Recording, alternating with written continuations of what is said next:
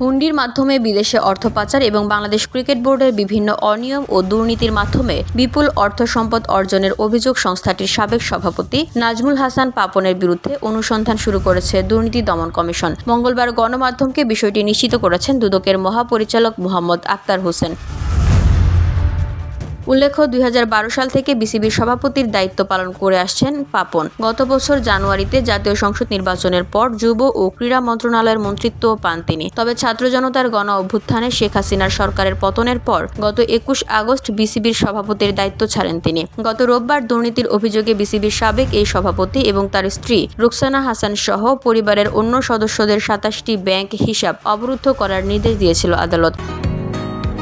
বসুন্ধরা, উত্তরা, বনশ্রী, কুড়িল ও বাড্ডা সহ রাজধানীর বিভিন্ন স্থানে অভিজাত ও অত্যাধুনিক মানের ফ্ল্যাট কেনার এক নির্ভরযোগ্য প্রতিষ্ঠান pleasant properties limited.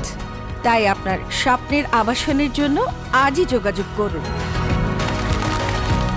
Pleasant properties limited, where destiny matches eventually.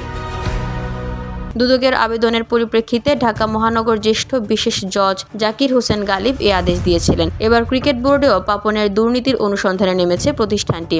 এর আগে দুদকের উপপরিচালক মোহাম্মদ সাইদুজ্জামান পাপন ও তার পরিবারের ব্যাংক হিসাব অবরুদ্ধের আদেশ চেয়ে আবেদন করেন। এসব ব্যাংক হিসাবে মোট ৩৩,৭৪,০০,০০০ টাকা জমা রয়েছে বলে দুর্নীতি দমন কমিশনের আবেদন সূত্রে জানা গেছে। গত ৫ আগস্ট আওয়ামী লীগ সরকারের পতনের পর থেকেই আত্মগোপনে আছেন বাংলাদেশ ক্রিকেট বোর্ডের সাবেক সভাপতি নাজমুল হাসান পাপন। পরে বোর্ড পরিচালকদের ভার্চুয়াল মিটিংয়ে অংশ নিয়ে তিনি বিসিবি সভাপতির দায়িত্ব ছাড়েন।